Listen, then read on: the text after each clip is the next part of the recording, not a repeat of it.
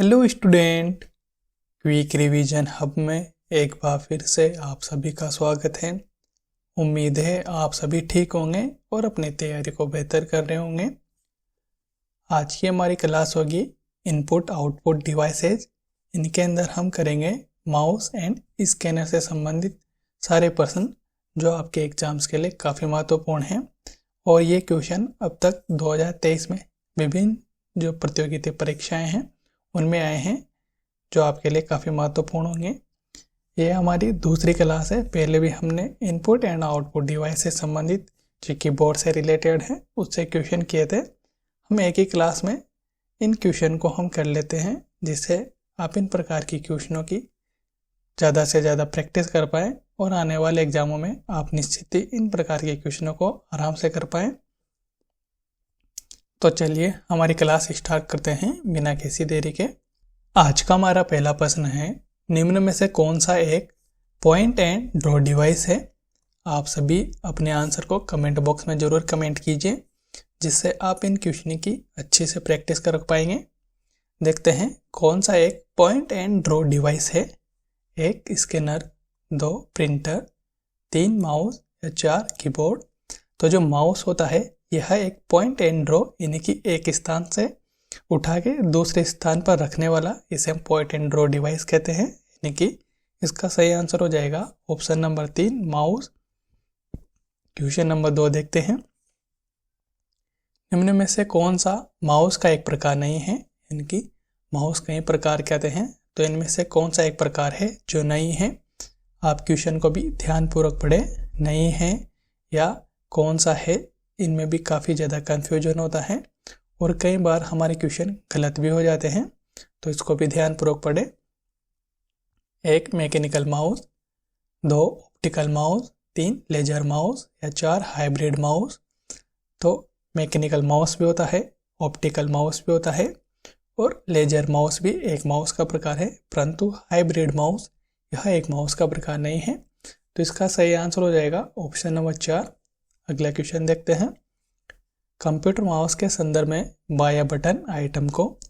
करने में मदद करता है, जबकि दायां बटन हमें करने में मदद करता है। यानी कि बायां बटन से हम क्या करते हैं और दायां बटन किस काम में आता है माउस का।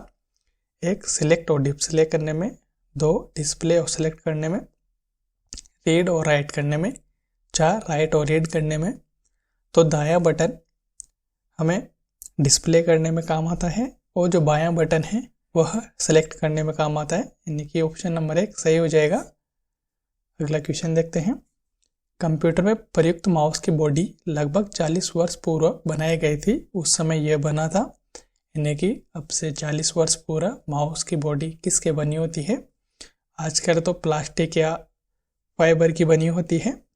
देखते हैं, 1 एल्यूमिनियम का, 2 प्लास्टिक का, 3 इस्पात का या 4 लकड़ी का। तो पहले यह लकड़ी का बना होता था, यानी कि माउस लकड़ी से बना होता था। तो इसका सही आंसर है ऑप्शन नंबर 4। अगला क्वेश्चन देखते हैं, माउस के कार्य को सुमिलित कीजिए। यानी कि जो माउस के बटन है या उनके फंक्शन है वह किस प्रकार काम करते हैं। 1 लेफ्ट क्लिक करने से हम जो आइटम है उनको सेलेक्ट करते हैं। तो इस प्रकार के जो क्वेश्चन आते हैं सुमिलित कीजिए, इनको हम ऑप्शन की सहायता से भी करते हैं, जिससे हमारे क्वेश्चन गलत होने की संभावना कम हो जाती है। जिसे हम देखें 1 के अंदर 2, तो 1 के अंदर 2 ऑप्शन नंबर 1 में नहीं है, 2 और 3 में है, 4 में भी नहीं है। यानी कि ऑप्शन नंबर 1 और 4 तो हमारे आंसर हो ही नहीं सकते। अब देखते हैं 2 और 3 में जो बी है, राइट क्लिक करने पर यह कंटेंट जो मेन्यू ये ओपन हो जाता है। यानी कि दोनों के अंदर ही 2 और 4 हैं। 3 के अंदर देखें डबल क्लिक से हम क्या करते हैं, जो ओपन समथिंग, यानी कि अगर किसी भी फाइल पर हम डबल क्लिक करते हैं तो फाइल ओपन हो जाती है, यानी कि ओपन समथिंग हो जाता है। सी के अंदर 3 एक ही ऑप्शन में है, तो इस प्रकार हमारा सही आंसर ऑप्शन नंबर 2 हो जाएगा। एक ड्रैगिंग भी देखें, ड्रैगिंग का मतलब होता है मूव दी आइकन, यानी कि एक स्थान से दूसरे स्थान पर मूव कराना। इसका सही आंसर हो जाएगा ऑप्शन नंबर 4। अगला क्वेश्चन देखते हैं, ऑप्शन नंबर 2 इसका सही आंसर हो जाएगा। अगला क्वेश्चन देखते हैं। स्क्रीन की किसी मद को किसी नए स्थान पर ले जाने के लिए माउस के प्रयोग के वर्णन हेतु प्रयुक्त पद कौन सा है? अगर आपने ये क्लास अब तक ध्यानपूर्वक देखी है तो इसको आप पाना आसानी से कर पाएंगे। 1 click, 2 double click, 3 drag and drop, 4 point device. तो अगर एक मद है यानी कि कोई एक काम है तो उसको एक स्थान से दूसरे स्थान पर ले जाने के लिए हम जो प्रयुक्त करेंगे उसे हम ड्रैग एंड ड्रॉप कहेंगे, यानी कि ऑप्शन नंबर 3 इसका सही आंसर हो जाएगा, ड्रैग एंड ड्रॉप। अगला क्वेश्चन देखते हैं। माउस के दाएं बटन पर क्लिक करने से दिखाई देता है। अगर माउस के दाएं बटन है इस पर अगर हम क्लिक करते हैं तो हमें क्या दिखाई देता है? वही जो बाएं बटन क्लिक करने से होता है। एक विशेष मेन्यू, 3 कुछ नहीं, या 4 दाएं तरफ क्लिक नहीं हो सकता। इसका सही आंसर है एक विशेष मेन्यू ओपन हो जाता है, यानी कि ऑप्शन नंबर 2 यहाँ पर सही आंसर हो जाएगा। अगला क्वेश्चन देखते हैं। माउस के 2 मानक बटनों के बीच स्थित व्हील का प्रयोग किया जाता है। माउस के बीच में एक व्हील होता है, ये किस काम में आता है? एक पेज पर क्लिक करने के लिए, 2 शट डाउन करने के लिए, 3 सेलेक्ट आइटम को क्लिक करने के लिए, या 4 पेज को स्क्रॉल करने के लिए। तो यह पेज को स्क्रॉल करने में काम आता है। हमारा ऑप्शन नंबर 4 सही है। अगला क्वेश्चन देखते हैं। माउस एरो में दिखाई देता है, यानी कि माउस किस प्रकार दिखाई देता है? 1 इंडिकेटर, 2 मार्कर, 3 मीटर या पॉइंटर। तो जो माउस होता है यह एक पॉइंटर की तरह, पॉइंटर के आकार में हमें दिखाई देता है, यानी कि ऑप्शन नंबर 4 सही हो जाएगा। अगला क्वेश्चन देखते हैं।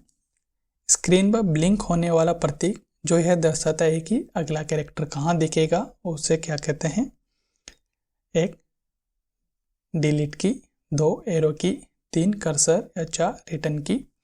तो जो ब्लिंक करता दिखाई देता है उसे हम कर्सर कहते हैं, यानी कि कर्सर को जहाँ पर भी लेके जाते हैं वहीं से वो कार्य को शुरू कर देता है। जैसे अगर हम यहाँ पर माउस लेके जाएं तो जैसे ये तो ऑप्शन नंबर 3 है, ये सही है, और यहाँ पर ये काम कर रहा है, इसे हम कर्सर कह सकते हैं। ये एरो है, यानी कि इसका सही आंसर हो जाएगा ऑप्शन नंबर 3, इसे हम कर्सर कहते हैं। अगला क्वेश्चन देखते हैं। कौन सी विशेषता यानी कि फीचर कंप्यूटर के माउस से संबंधित होती है? यह एक प्रिंटिंग डिवाइस है, 2 मेमोरी डिवाइस है, 3 आउटपुट डिवाइस है, या 4 पॉइंटिंग डिवाइस है। तो हमने पहले भी पढ़ा हुआ है कि जो माउस है यह एक पॉइंटिंग डिवाइस है, यानी कि पॉइंट किया जाता है इसकी सहायता से, यानी कि ऑप्शन नंबर 4 सही हो जाएगा। अगला क्वेश्चन देखते हैं। कौन सी श्रेणी माउस की मूवमेंट का पता लगाने के लिए लेजर का उपयोग करती है? यानी कि लेजर माउस में क्या प्रयोग किया जाता है या किस प्रकार के होते हैं? 1 मैकेनिकल माउस होते हैं, 2 ऑप्टोमैकेनिकल माउस, 3 उपयुक्त दोनों प्रकार की, 4 ऑप्टिकल माउस। यानी कि जो ऑप्टिकल माउस होते हैं इनके अंदर हम लेजर का प्रयोग करते हैं, यानी कि ऑप्शन नंबर 4 यहाँ पर सही आंसर हो जाएगा। अगला क्वेश्चन देखते हैं। माउस की कौन सी क्रिया आमतौर पर किसी एप्लीकेशन को शुरू करती है? यानी कि कोई भी सॉफ्टवेयर हो या एप्लीकेशन हो उसको शुरू करने के लिए कौन सी क्रिया की जाती है माउस के द्वारा? 1 बाएं ओर के बटन पर क्लिक यानी कि लेफ्ट क्लिक किया जाता है, 2 दाएं ओर के बटन पर क्लिक यानी कि राइट क्लिक, 2 बार बाएं बटन पर क्लिक किया जाता है यानी कि लेफ्ट बटन पर 2 बार क्लिक, 3 बार दाएं बटन पर क्लिक। तो किसी भी सॉफ्टवेयर या जो एप्लीकेशन है उसको ओपन करने के लिए हम बाएं बटन पर 2 बार क्लिक करते हैं तो वह एप्लीकेशन या सॉफ्टवेयर ओपन हो जाता है, यानी कि ऑप्शन नंबर 3 यहाँ पर सही है। अगला क्वेश्चन देखते हैं। निम्नलिखित में से कौन सा इनपुट डिवाइस आमतौर पर कंप्यूटर गेम में उपयोग किया जाता है? 1 लाइट पेन, 2 जॉयस्टिक, या 3 कीबोर्ड या टच स्क्रीन। तो कंप्यूटर में गेम को खेलने के लिए हम जॉयस्टिक होता है इसे हम काम में लेते हैं, यानी कि ऑप्शन नंबर 2 यहाँ पर सही हो जाएगा। जॉयस्टिक यह गेम खेलने के लिए उपयोगी होता है, यह भी एक पॉइंटिंग डिवाइस है। अगला क्वेश्चन देखते हैं। कंप्यूटर जॉयस्टिक है, यह एक इनपुट डिवाइस है, एक प्रोसेसिंग डिवाइस है, एक आउटपुट डिवाइस है, या यह एक मेमोरी डिवाइस है? तो जॉयस्टिक यह एक इनपुट डिवाइस है, यह भी एक माउस की तरह होता है, जो कंप्यूटर में गेम खेलने के लिए प्रयुक्त किया जाता है। अगला क्वेश्चन देखते हैं। निम्न में से कौन पॉइंटिंग उपकरणों के सही उदाहरण हैं? यानी कि पॉइंटिंग डिवाइस कौन से हैं इनमें से? एक ट्रैक बॉल, टच पैड और माउस, 2 मदरबोर्ड और प्रोसेसर, 3 मॉनिटर, प्रिंटर, हेडफोन और स्पीकर, 4 हार्ड डिस्क ड्राइव और पेन ड्राइव। तो इनमें से ट्रैक बॉल, टच पैड और माउस यह एक पॉइंटिंग डिवाइस है, यानी कि ऑप्शन नंबर 1 सही हो जाएगा। अगला क्वेश्चन देखते हैं। निम्न में से कौन सा संकेत यंत्र यानी कि पॉइंटिंग डिवाइस नहीं है? Mouse, 2 pen input, 3 trackball या 4 कीबोर्ड। तो इनमें से जो कीबोर्ड है यह पॉइंटिंग डिवाइस नहीं है, यह भी एक इनपुट डिवाइस है, परंतु यह पॉइंटिंग डिवाइस नहीं है, यानी कि ऑप्शन नंबर 4 सही हो जाएगा। क्वेश्चन नंबर 18 है। निम्नलिखित में से कौन सी इनपुट डिवाइस एक पॉइंटिंग डिवाइस है? इनमें से कौन पॉइंटिंग डिवाइस है? एक मैकेनिकल माउस और कीबोर्ड, 2 लाइट पेन और कीबोर्ड, 3 ऑप्टिकल माउस और कीबोर्ड, 4 ट्रैक बॉल और ऑप्टिकल माउस। तो इनमें से जो ट्रैक बॉल और ऑप्टिकल माउस है यह एक पॉइंटिंग डिवाइस है, यानी कि ऑप्शन नंबर 4 सही हो जाएगा। स्टूडेंट, आप क्लास को अंत तक जरूर देखें, काफ़ी महत्वपूर्ण क्लास है। इनमें आप माउस और स्कैनर से संबंधित जो भी क्वेश्चन है आप उनको कर पाएंगे, जिससे आपकी तैयारी बेहतर होगी।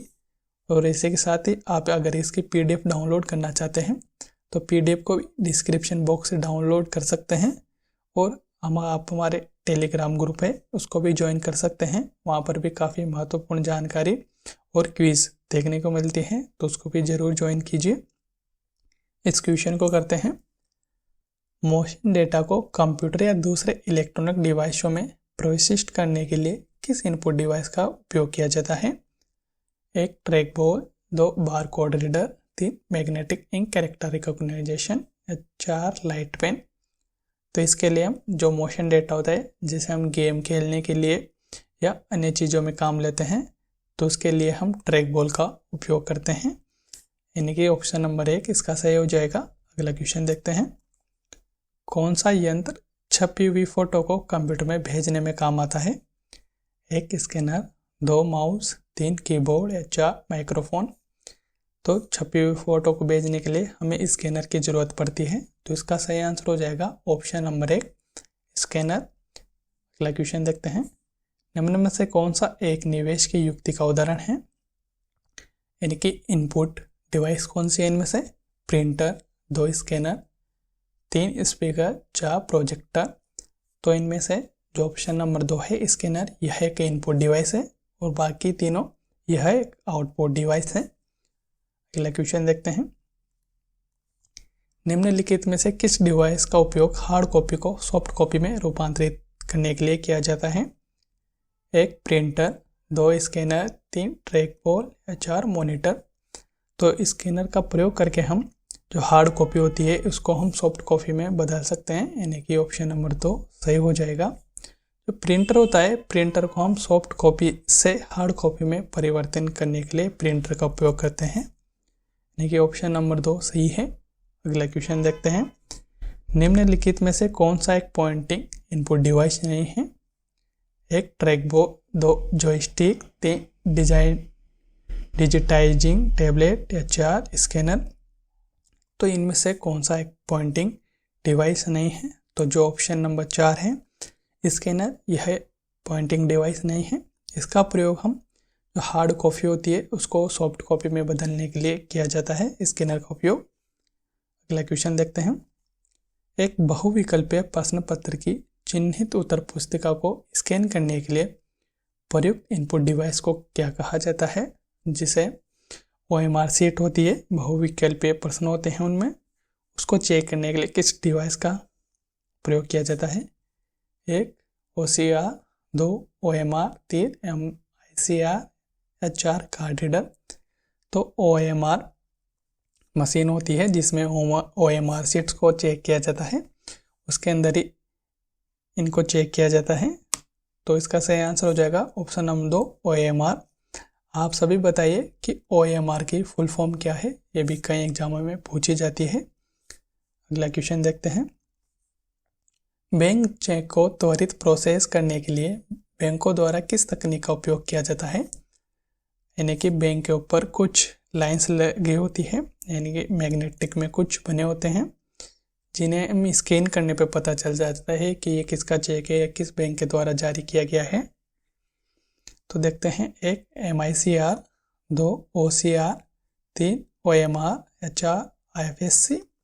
तो बैंक का जो त्वरित प्रोसेस करने के लिए जो जिस तकनीक का प्रयोग किया जाता है उसे हम MICR कहते हैं, यानी कि मैग्नेटिक इंक कैरेक्टर रिकग्नाइजेशन।